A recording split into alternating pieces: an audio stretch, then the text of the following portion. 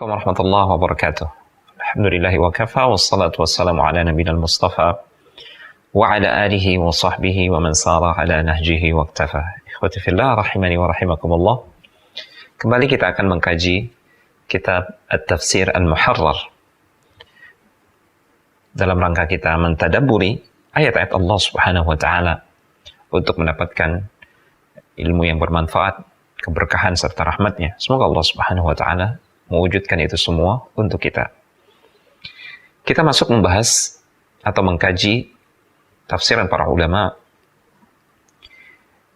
dari surat Al-Baqarah. Kita mulai dari ayat yang pertama. Allah Subhanahu wa taala berfirman, Alif Lam Mim. Huruf-huruf ini, Alif Lam Mim, Yasin, Kaf, Ha, Ya, Ain, Shad, disebut al-huruf al-muqatta'ah, yang dengannya pada beberapa surat Allah Subhanahu wa taala membuka surat tersebut. Ta'ti li bayani i'jazil Qur'an. Huruf muqatta'ah ini, Alif Lam Mim, Yasin dan yang semisal dengannya, Allah datangkan, atau huruf-huruf muqatta'ah tersebut datang untuk menjelaskan i'jazul Quran, salah satu sisi kemukjizatan Al-Quran, haitsu tudhiru ajzal khalqi an mu'aradatihi bimithlihi, yang menampakkan betapa lemahnya makhluk untuk menantang Al-Quran tersebut atau mendatangkan sesuatu yang semisal dengannya. Ma'a annahu murakkabun min hadhihi al-huruf al-arabiyyah allati yatahaddatsuna biha. Padahal ayat-ayat Al-Quran ini tersusun dari huruf-huruf tersebut, ya. Huruf Alif, Lam, Mim, Ya, Sin, dan seterusnya. Semua kalimat-kalimat atau kata-kata yang ada di dalam Al-Quran semuanya tersusun dari huruf-huruf tersebut. Huruf-huruf yang sama yang mereka gunakan dalam bahasa mereka sehari-hari, yang mereka gunakan oleh orang-orang Arab dalam bahasa keseharian mereka, yang mereka gunakan berkomunikasi, berdialog, dan berbicara. Wa ma'a dzalik, kendati pun demikian, mereka tidak mampu menyusun suatu kalimat, ya, yang sempurna sebagaimana kesempurnaan kalimat-kalimat yang ada di dalam Al-Quran. Jadi seakan-akan Allah Subhanahu wa ta'ala melalui huruf-huruf muqatta'ah ini hendak menantang orang-orang yang keseharian mereka menggunakan bahasa Arab, mereka ahli dalam bahasa Arab. Alif Lam Mim, sesungguhnya ayat-ayat ini, ayat-ayat yang tergantung dalam Al-Quran, tersusun dari huruf-huruf ini. Huruf-huruf dalam bahasa Arab. Huruf-huruf tersebut kalian gunakan dalam bahasa kalian sehari-hari. Ya. Al-Quran yang turun ini bukanlah dari sisi makhluk, turun dari Al-Khaliq. Makhluk tentu jauh berbeda dengan Al-Khaliq. Maka sebagai bukti Al-Quran ini turun dari Al-Khaliq yang Maha Pencipta, kalian tidak akan mampu menandingi kalamnya, kalimat-kalimat yang diucapkan oleh Al-Khaliq tersebut, kalian tidak akan mampu. Sekalipun kalian ahli dalam bahasa Arab dan menggunakan huruf-huruf yang sama yang digunakan dalam huruf-huruf di dalam Al-Quran. Namun jauh berbeda antara ucapan Al-Khaliq yang maha sempurna dan ucapan makhluk yang jauh dari kesempurnaan. Kemudian ketika Allah Subhanahu wa ta'ala berfirman Alif Lam Mim untuk menunjukkan bahwasanya ayat-ayat Al-Quran ini tersusun dari huruf-huruf yang sama dengan huruf-huruf yang kalian gunakan berbahasa sehari-hari, sementara kalian adalah ahli dalam berbahasa Arab. Setelah itu Allah Subhanahu wa ta'ala menunjukkan keunggulan dari kalamnya, keunggulan ayat-ayat Al-Quran. Maka Allah Subhanahu wa ta'ala berfirman, Dzalikal kitabu, dzalika, ya, kata para ulama, biadatil bu'd. Dzalika untuk menunjukkan sesuatu yang jauh. Karena li'uluwi miqdarihi, saking tingginya kedudukan Al-Quran tersebut. Dzalikal kitabu, itulah dia Alkitab, maksudnya adalah Al-Quran. La raiba fihi, yang tidak ada sama sekali keraguan di dalamnya. Ini salah satu sisi yang membedakan antara kalamullah dan kalam makhluk. Kalam makhluk, tidak ada satupun dari kalangan makhluk ketika mereka berbicara, menulis, atau mengungkapkan sesuatu, melainkan pada kalimat-kalimatnya pasti selalu terdapat keraguan. Boleh jadi karena dia jauh dari kebenaran, ya, dan seterusnya, atau disusupi oleh hal-hal yang tidak benar, disusupi oleh sesuatu yang sia-sia dan seterusnya. Adapun kalamullah subhanahu wa ta'ala, kalam yang sempurna, sampai-sampai Allah menyifatkannya la raiba fihi, sama sekali di dalamnya tidak ada keraguan. Kemudian makna dari firman Allah, dzalikal kitabu la raiba fihi, kata para ulama, inna hadzal Qur'an, bahwasanya sungguh Al-Qur'an ini la syakka fi annahu haqqun fi dzatihi, tidak diragukan lagi bahwasanya, ya, secara zatnya dia adalah hak, dia adalah kebenaran. Wa annahu nazala min indillahi ta'ala, dia benar-benar turun dari sisi Allah subhanahu wa ta'ala. Kama annahu la yatadhammanu ma yujibur raib, sebagaimana juga Al-Quran tersebut sama sekali tidak mengandung sesuatu yang berkonsekuensi kepada keraguan. Semuanya adalah kebenaran, semuanya adalah kepastian. Dalam ayat yang lain Allah subhanahu wa ta'ala menegaskan salah satu sisi kesempurnaan ayat-ayat Al-Quran. Sama sekali tidak ada kontradiksi satu sama lain. Ya. Beda dengan kalimat-kalimat kita, kalimat-kalimat makhluk. Sehebat apapun manusia, sepintar apapun dia, ya, selihai apapun lisannya dalam berbicara dan berkomunikasi, ya, tentu pada kalimat-kalimatnya itu sering ditemukan kontradiksi. Ya. Kemarin berbicara A, besok berbicara B, ada kontradiksi. Adapun Al-Quran sama sekali tidak ditemukan padanya kontradiksi antar satu ayat dengan ayat yang lain. Allah subhanahu wa ta'ala berfirman dalam surat An-Nisa ayat yang ke-82, afala yatadabbaruna al-Quran, tidakkah mereka mentadabburi, menghayati dan mempelajari Al-Quran, walau kana min indi ghairillahi, andai kata Al-Quran itu datang dari selain Allah subhanahu wa ta'ala, lawajadu fihi ikhtilafan katsira, niscaya akan mereka akan mendapati ayat-ayatnya banyak kontradiksi, ya, banyak pertentangan antara satu ayat dengan ayat-ayat yang lain. Namun ini tidak ditemukan di dalam Al-Quran, menunjukkan dia bersumber dari zat yang maha sempurna sifat kalamnya. Kemudian Allah subhanahu wa ta'ala berfirman menyifatkan Al-Quran hudan lil muttaqin. Maksudnya adalah inna Al-Qur'ana hudan minad dhalalah, sungguhnya Al-Quran ini dia adalah petunjuk yang menyelamatkan dari kesesatan.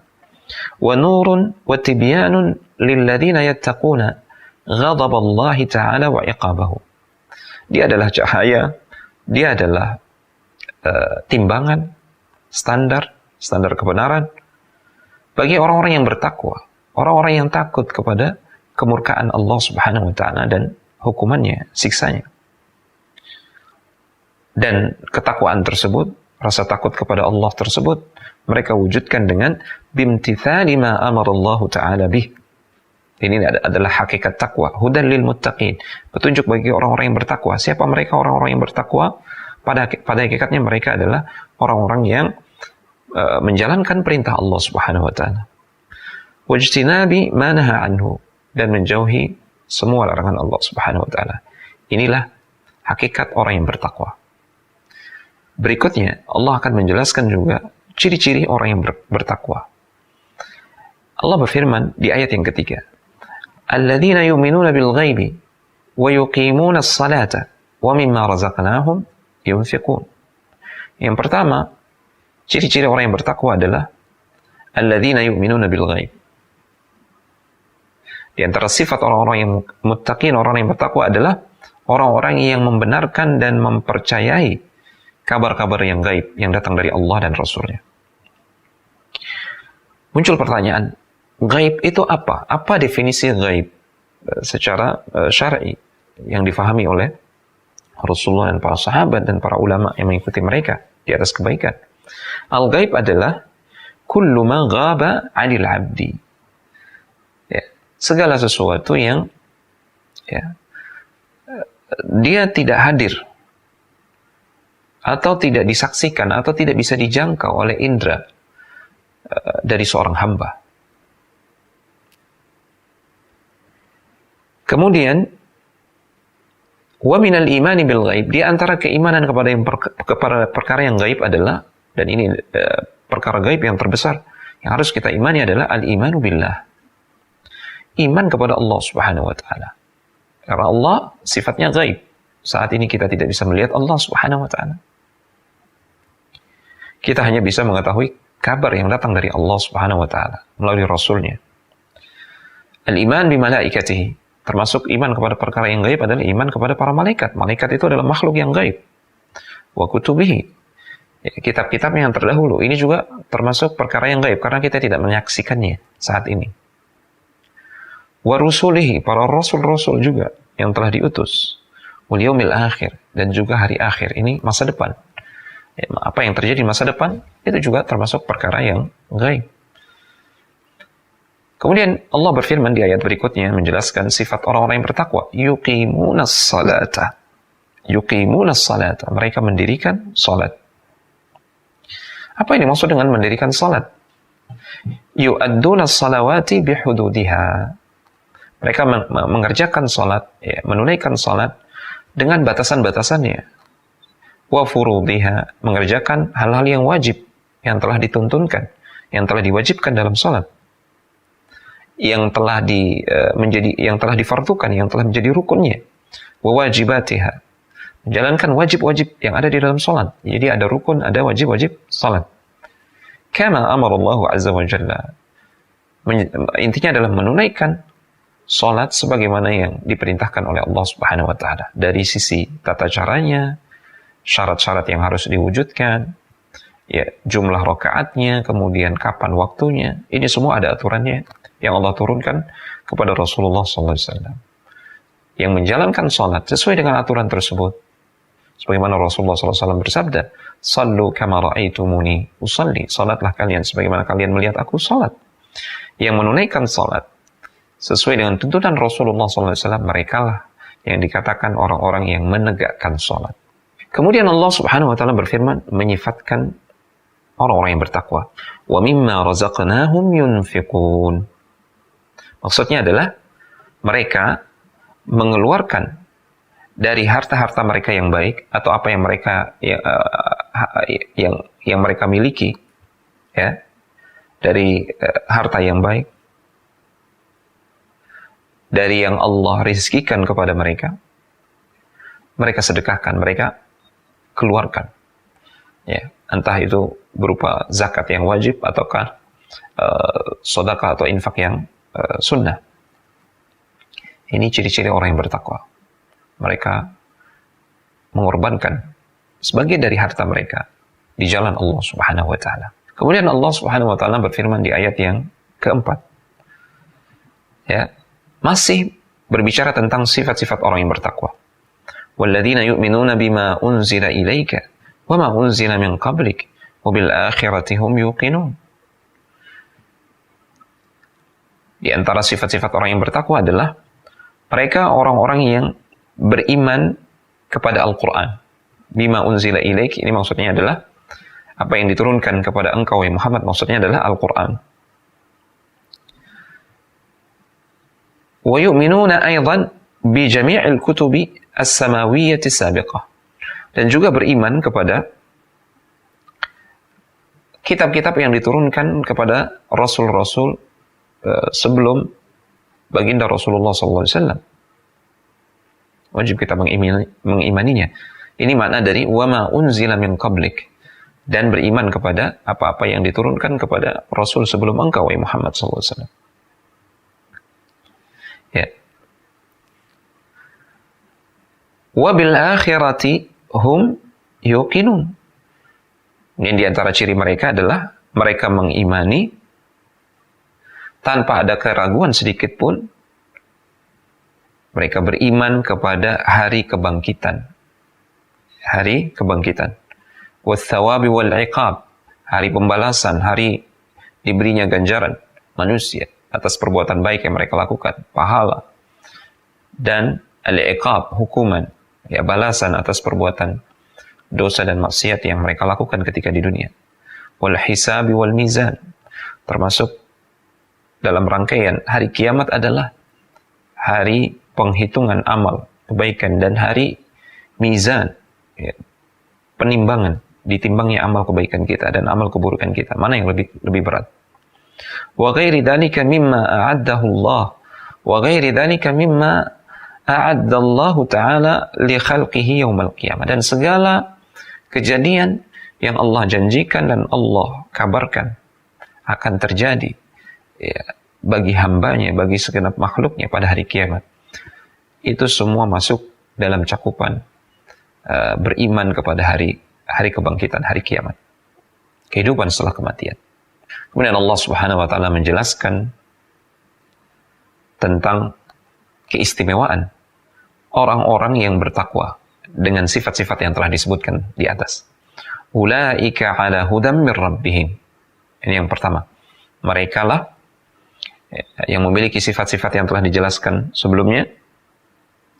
Mereka lah yang berada di atas cahaya, petunjuk, basirah, ya, hidayah taufik, hidayah juga berupa ilmu dari Rabb mereka Subhanahu wa ta'ala. Wa ulaika humul muflihun. Kemudian mereka juga orang-orang yang beruntung, orang-orang yang akan menang dengan meraih apa yang mereka cari, yaitu keridhaan Allah Subhanahu wa ta'ala.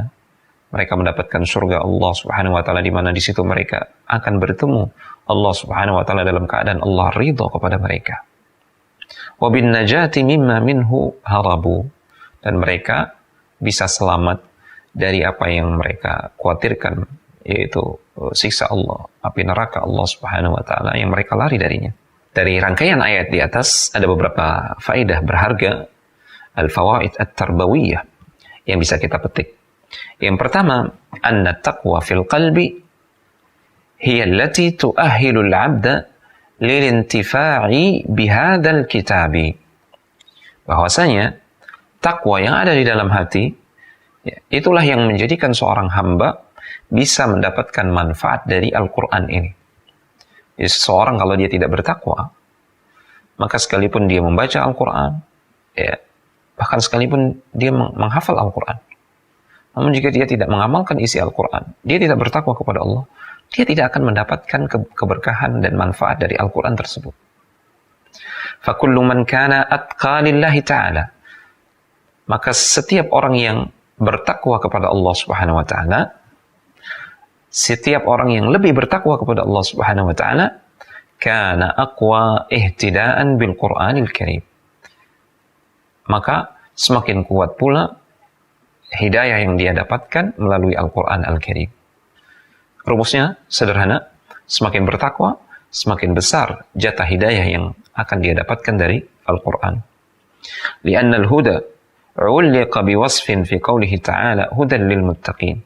Karena Allah Subhanahu wa ta'ala berfirman hudan lil muttaqin. Allah mengaitkan al-huda, petunjuk, kepada orang-orang yang bertakwa. Allah mengaitkan huda itu dengan sifat takwa dan orang-orang yang bertakwa. Kaidah para ulama, kaidah dalam ilmu tafsir, wal hukmu idza ulliqa biwasfin kanat quwwatul hukmi bihasabi dzalikal wasfi al-mu'allaqi alaihi.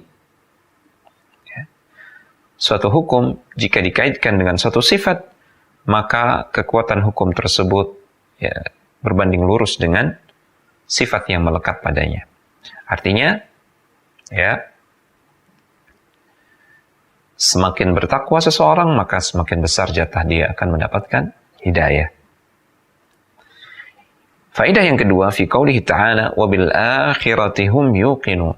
Ketika Allah berfirman tentang ciri-ciri orang yang bertakwa adalah mereka yakin akan hari akhirat.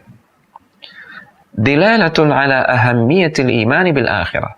Ini menunjukkan betapa pentingnya keimanan terhadap hari akhir. Li'anna al-imana biha, karena keimanan terhadapnya yastalzimu al-isti'dada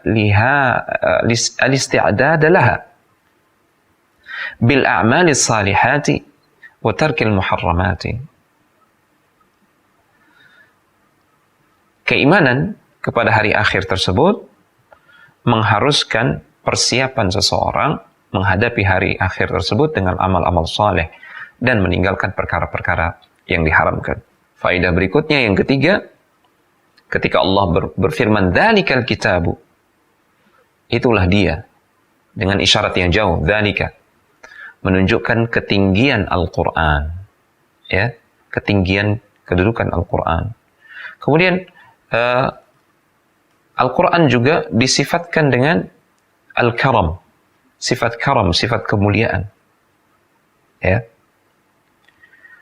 Ini memberikan faedah orang-orang yang menyibukkan diri dengan Al-Quran, maka dia akan mendapatkan jatah, mendapatkan bagian dari ketinggian Al-Quran tersebut dan kemuliaan Al-Quran tersebut. Karena dia sedang mempelajari dan mengamalkan sesuatu yang mulia, maka dia akan ditinggikan dan dimuliakan oleh Allah Subhanahu wa taala. Kemudian dalam ayat yang lain, dalam surat At-Taubah ayat yang ke-33, Allah berfirman, liyudhhirahu 'ala ad-dini kullih. Ya. Agar Allah Subhanahu wa taala memenangkannya atas semua agama, dan itu dengan Al-Quran, karena Al-Quran adalah kitab yang paling sempurna. Ini menunjukkan ketinggian Al-Quran, dia berada di atas kitab-kitab yang lain, menunjukkan bahwasanya Allah akan memenangkan Al-Quran, akan menunjukkan keagungan, kemuliaan, dan kemukjizatan Al-Quran, dan sekaligus ini isyarat bahwasanya Al-Quran akan selalu ada sampai menjelang hari kiamat. Ya, menjadi kitab, satu-satunya kitab yang paling eksis sampai menjelang hari kiamat. Dan ini salah satu sisi ketinggian Al-Quran di atas kitab-kitab yang lain. Berikutnya yang keempat, ketika Allah berfirman, dzalikal kitabu la raiba fih, Allah menyifatkannya la raiba fih, tidak ada sedikit pun keraguan di dalam Al-Quran tersebut. Yadullu ala thubuti kamali dhiddihi. Ini menunjukkan kesempurnaan lawannya. Bahwasanya Al-Quran itu adalah kitab yang paling meyakinkan dan paling mendatangkan keyakinan. Siapa yang ingin diyakinkan, dikuatkan keyakinannya, maka dia harus mendalami Al-Quran, membaca Al-Quran, mentadaburinya, mempelajarinya, dan berupaya untuk mengamalkannya. Disinilah dia akan mendapatkan manisnya keyakinan kepada Allah Subhanahu wa ta'ala. Kemudian faedah berikutnya yang kelima, ketika Allah berfirman dzalikal kitabu, itulah dia Alkitab, maksudnya adalah Al-Quran. Ini adalah isyarat bahwasanya Al-Quran itu sesuatu yang tertulis, sesuatu yang akan dikumpulkan, ya, akan dikumpulkan pada satu kitab, yaitu satu mushaf. Kata para ulama, ini adalah dalil yang sifatnya isyarat bahwasanya Al-Quran itu akan dibukukan, akan menjadi satu kitab. Berikutnya faedah yang keenam, wa yuqimunas salata. Ketika Allah berfirman, mereka menegakkan salat. Allah tidak mengatakan yaf'alunas salat, mereka mengerjakan salat. Tapi Allah berfirman yuqimunas salat. Mereka wa yuqimunas salat. Ini memberikan faedah makna kepada kita bahwasanya yang namanya menegakkan ibadah salat tidak hanya cukup menunaikan ibadah salat secara zahir, menunaikan syarat-syaratnya secara zahir, ya, rukun dan kewajiban salat secara zahir dan termasuk sunnah salat secara zahir. Bukan hanya itu saja. Namun kita harus mendirikan salat dari sisi batinnya, dari sisi kekhusyuannya, dari sisi keterpautan hati kepada Allah Subhanahu wa taala, yang selalu mengingat Allah Subhanahu wa taala, ya, dalam salat. Inilah yang dimaksud dengan wa yuqimunas salata, yaitu orang-orang yang menegakkan salat secara lahir dan batin. Karena salat yang seperti inilah yang bisa mencegah dari kemungkaran dan dosa-dosa besar. Allah Subhanahu wa taala berfirman, "Innas salata tanha 'anil fahsya'i wal munkar." Sesungguhnya salat itu bisa mencegah dari perbuatan-perbuatan keji dan mungkar. Kemudian faedah yang ketujuh, Allah sering sekali menggandengkan antara ibadah salat dan zakat di dalam Al-Quran. Itu karena beberapa sebab. Minha anna as-salata mutadhamminatun lil ikhlasi lil ma'budi. Di antaranya karena salat itu mengandung ibadah keikhlasan untuk Allah Subhanahu wa taala. Waz zakatu wan nafaqatu mutadhamminatun lil ihsani ila 'abidihi. Sementara ibadah zakat mengandung perbuatan ihsan, perbuatan kebaikan kepada hamba-hamba Allah Subhanahu wa taala yang lain. Wa sa'adatul 'abdi. Sementara kebahagiaan seorang hamba dairatun bainal amrayn, ya. Berkisar antara kedua hal tersebut, ya. Ibadah ikhlas kepada Allah dan berbuat baik kepada hamba Allah yang lain. Kama anna as-salata ra'sul ibadatil badaniyah, maka sebagaimana salat itu adalah puncak ibadah badaniyah, waz zakata ra'sul ibadatil maliyah, dan sebagaimana zakat itu adalah puncak ibadah harta, wal ibadatu raji'atun ila hadaini, dan ibadah-ibadah yang lain ya secara umum kembali kepada dua ibadah ini, ibadah anggota badan dan ibadah harta. Itulah sebabnya Allah Subhanahu wa taala menjadikan salat sebagai wakil bagi seluruh ibadah badaniyah, ibadah badan, dan Allah menjadikan zakat sebagai wakil bagi seluruh ibadah yang menyangkut harta. Dan sekali lagi, kebahagiaan kita sebagai hamba jika mewujudkan dua jenis ibadah ini, ibadah lahiriah, badaniyah, dan ibadah harta. Ibadah vertikal kepada Allah Subhanahu wa taala dan ibadah sosial horizontal kepada makhluk-makhluk Allah Subhanahu wa taala atau hamba-hamba Allah yang lain. Kemudian faedah yang ke-8, ketika Allah Subhanahu wa taala berfirman, mimma razaqnahum yunfiqun, mereka menginfakkan atau menunaikan zakat dari sebagian rizki yang kami berikan kepada mereka. Di sini ada mimma, litab'id, kata para ulama, untuk menunjukkan sebagian. Artinya, tidak keseluruhan harta kita gunakan untuk zakat. Tidak keseluruhan harta kita gunakan untuk berinfak dan bersedekah. Ya, namun sebagiannya saja, sudah ada ukurannya. Dan Allah sudah tentukan. Dan itu Allah Maha tahu atas dasar ilmu Allah yang Maha sempurna terkait kemaslahatan hamba. Dan ini salah satu sisi keistimewaan syariat Islam. Mereka memperhatikan kemampuan masing-masing orang dalam beribadah menggunakan harta mereka. Lianna syari'ata lam tukallifin nasa harajan. Karena syariat kita sangatlah toleran, ya, tidak membebankan kepada kita dan tidak menjadikan kita berat, ya, dalam menjalankan syariat tersebut. Syariat Islam adalah syariat yang mudah dan memberikan kemudahan. Kemudian ketika Allah Subhanahu wa taala berfirman, mimma razaqnakum atau mimma razaqnahum yunfiqun, Allah tegaskan bahwasanya yang kalian gunakan untuk berinfak tersebut adalah sebagian dari harta yang Allah rizkikan. Di sini terdapat penegasan, razaqnahum, yang kami rizkikan kepada mereka, menunjukkan bahwasanya harta yang kita miliki ini, ya, yang ada di tangan kita, itu bukan karena kekuatan kita, kehebatan kita, kekuasaan yang kita miliki, kecerdasan kita semata, tidak.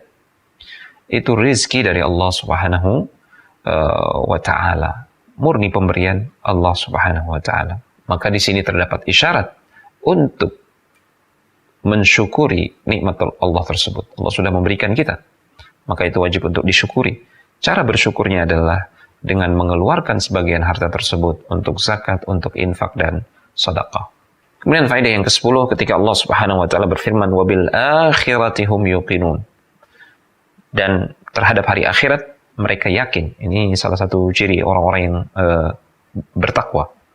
Padahal sebelumnya Allah Subhanahu wa taala telah berfirman, alladzina yu'minuna bil ghaib.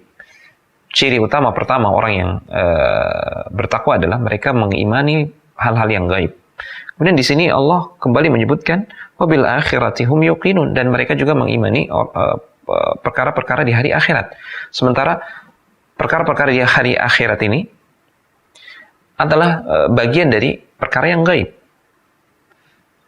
Jadi ada yang disebutkan secara umum, yaitu iman kepada perkara yang gaib. Kemudian ada yang disebutkan secara lebih spesifik lagi, lebih khusus lagi, yaitu iman kepada hari akhirat. Kata para ulama, ini untuk menunjukkan betapa urgennya keimanan kepada hari akhir, sehingga perlu dikhususkan penyebutannya. Ya. Li ahammiyatihi. Li'anna al-iman biha yuhmadu ala fi'lil ma'mur atau yuhmilu ala fi'lil ma'mur wa tarkil mahdhur. Dan juga karena mengimani, mempelajari dan mengimani hari akhirat itu bisa membawa seseorang atau mendorong seseorang untuk melakukan perintah Allah Subhanahu wa taala, menjalankan perintahnya dan meninggalkan apa yang dilarang oleh Allah Subhanahu wa taala. Secara spesifik dan khusus mempelajari hari akhirat, apa-apa yang terjadi setelah kematian, ini bisa menjadikan kita orang yang lebih bertakwa, menjalankan perintah Allah dan menjauhi larangannya. Maka penting untuk mengkaji dan mempelajari seluk-beluk hari akhir. Kemudian yang terakhir, faedah yang ke-11, ketika Allah berfirman, ulaika ala hudan min rabbihim wa ulaika humul muflihun.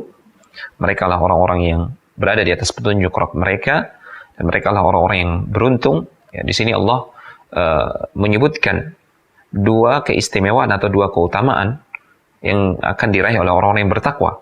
Siapa mereka? Yang telah disebutkan sifat-sifatnya, ya, alladzina yu'minuna bil ghaib. Kemudian orang-orang yang beriman kepada yang perkara yang gaib, menegakkan salat, menunaikan zakat, ya, beriman, yakin kepada hari akhir. Nah, para ulama mengambil kesimpulan, semakin kuat keimanan seseorang pada perkara yang gaib, pada hari akhirat, mereka semakin yakin.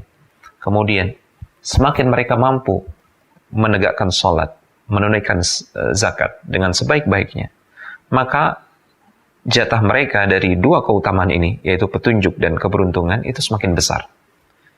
Ini dua hal ini berbanding lurus. Keimanan, ketakwaan, kemudian ganjarannya, yaitu berupa petunjuk tambahan, dan berupa keberuntungan, ini berbanding lurus. Ya. Semakin besar, semakin tinggi ketakwaan dan keimanan, semakin besar pula jatah petunjuk dan keberuntungan akan diraih. Demikian ikhwati fillah, kita telah membahas ayat yang pertama sampai ayat yang kelima dari surat Al-Baqarah. Semoga Allah Subhanahu wa taala memberikan kepada kita keberkahan ilmu dari Al-Quran, dan semoga Allah mencurahkan rahmat-Nya untuk kita semua dalam kehidupan ini, kemudian sampai kita diwafatkan oleh Allah Subhanahu wa taala, dan sampai di akhirat kelak. Hada wa sallallahu ala nabiyyina Muhammad wa ala alihi wa sahbihi wa sallam, wa akhiru da'wana alhamdulillahi rabbil alamin. Wassalamualaikum warahmatullahi wabarakatuh.